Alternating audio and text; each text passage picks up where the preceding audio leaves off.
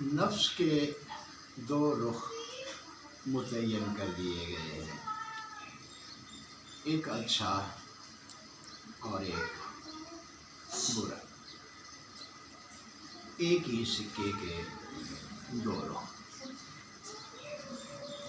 گفتگو کو آگے بڑھانے سے پہلے ایک حکایت سنتے جائیے۔ کوئی بادشاہ تھا، اس نے ایک دن اپنے دربار میں سوال کر دیا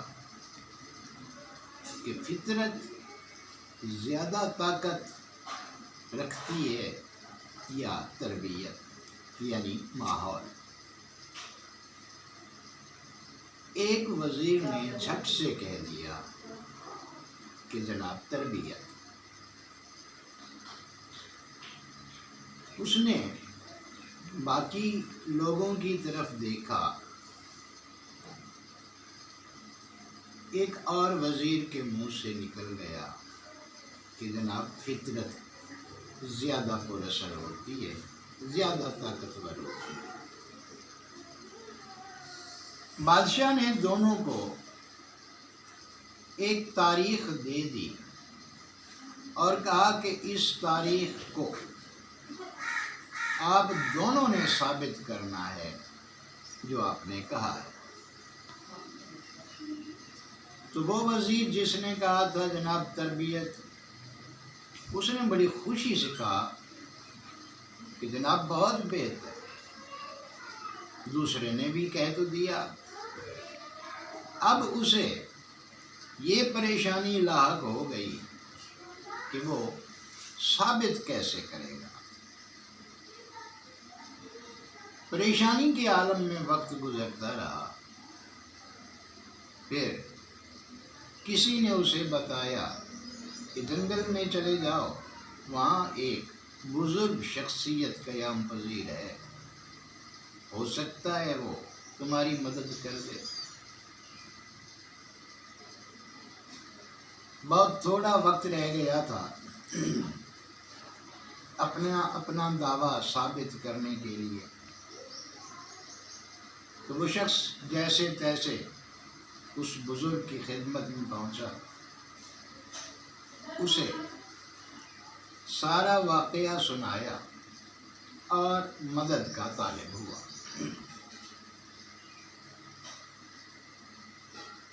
اس بزرگ نے کہہ دیا کہ چلو ٹھیک ہے، میں مقررہ وقت پر تمہاری مدد کے لیے بادشاہ کے دربار میں پہنچ جاؤں گا۔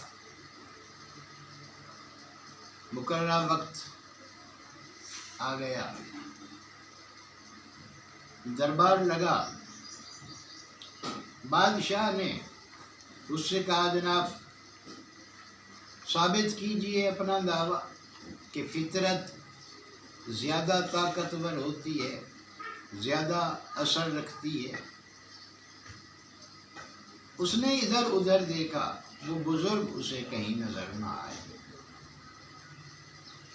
اس نے کہہ دیا جناب پہلے دوسرے وزیر صاحب جو ہیں آپ ان سے کہیں، وہ ثابت کریں۔ بادشاہ نے اس وزیر کی طرف دیکھا، وہ کھڑا ہوا، اس نے کہا حاضر جناب۔ کمرے کا ایک سائڈ کا دروازہ کھولا گیا تو وہاں سے جو منظر برآمد ہوا اسے دیکھ کر سبھی حیرت زدہ رہ گئے۔ کچھ بلیاں تھیں جو قطار میں آ رہی تھی، ہر بلی کے سر کے اوپر ایک پلیٹ تھی اور پلیٹ کے اندر موم بتیاں جل رہی تھیں۔ وہ بڑے خاموشی کے ساتھ پرسکون انداز میں دربار کے درمیان سے گزرتی ہوئی دوسری سائڈ کے ایک دروازے سے باہر نکل گئی۔ بلیوں کے باہر جانے کے بعد وہ بزرگ بھی دربار میں تشریف لے آئے۔ ان کے ہاتھ میں کپڑے کا ایک تھیلا تھا جس میں کچھ بھرا ہوا تھا۔ اب بادشاہ نے دوسرے وزیر کی طرف دیکھا اور کہا کہ ہاں بھائی اب تم ثابت کرو۔ تو اس بزرگ نے کہا جناب جو کچھ یہاں پیش آیا وہ دوبارہ سے دکھا دیا جائے، میں بھی مشاہدہ کرنا چاہتا ہوں کہ کیا ہوا ہے۔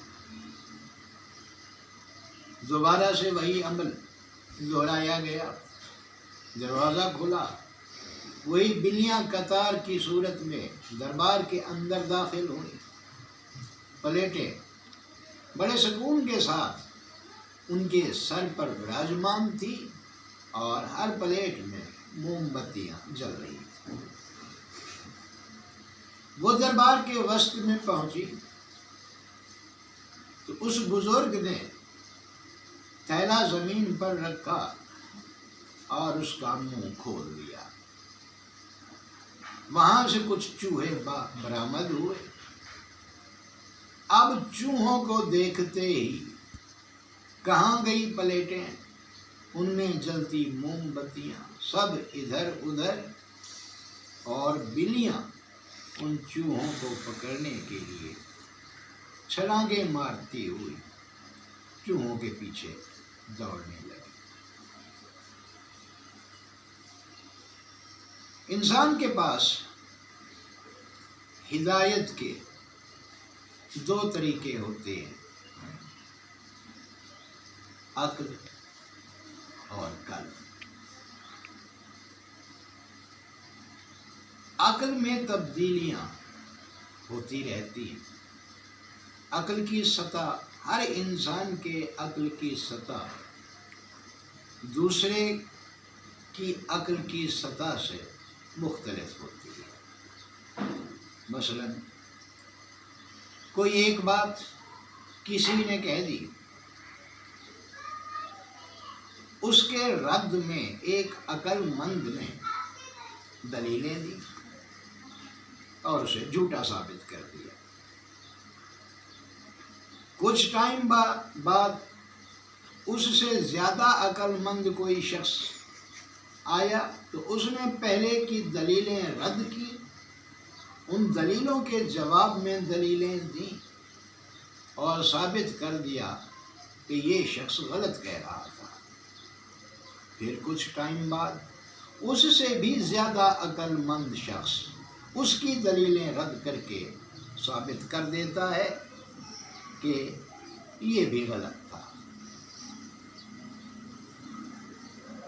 اس کائنات میں کچھ محیر العقول واقعات ایسے ہو چکے ہیں، ہو بھی رہے ہیں، جن کے بارے میں عام طور پر یہی سننے میں آ جاتا ہے کہ جی یہ بات کیسے تسلیم کر لی جائے، یہ تو عقل کے خلاف ہے، عقل اسے تسلیم ہی نہیں کرتی۔ مثال کے طور پر واقعہ معراج کے بعد ابو جہل اور اس کے ساتھیوں نے یہی رٹ لگائی کہ اس بات کو کیسے تسلیم کر لیا جائے کہ رات کے ایک تھوڑے سے حصے میں 1 ماہ سے زائد کا سفر کیا جائے اور پھر اس سے بھی آگے آسمانوں کی سیر اور وہاں کے احوال۔ نہیں جی، عقل اس کو تسلیم ہی نہیں کرتی۔ عقل کے بارے میں کہا جاتا ہے عقل عیار ہے، 100 بھیس بنا لیتی ہے۔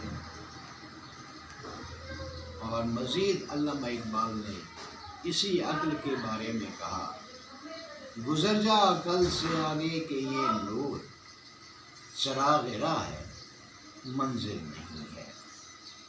عقل کے ذریعے انسان جو حاصل کرتا ہے یا اس کی جو تربیت ہوتی ہے اس میں تبدیلیاں واقع ہوتی رہتی ہیں، کبھی کچھ اور کبھی کچھ۔ اس کے مقابلے میں دوسرا رخ جس کو قلب کہا جاتا ہے یا دل کہا جاتا ہے، اس کی تربیت جب ہو جاتی ہے تو وہ کسی بھی بات کو خلاف عقل قرار نہیں دیتا، بلکہ کہتا ہے کہ یہ ورائے عقل ہے، عقل سے ماورا ہے۔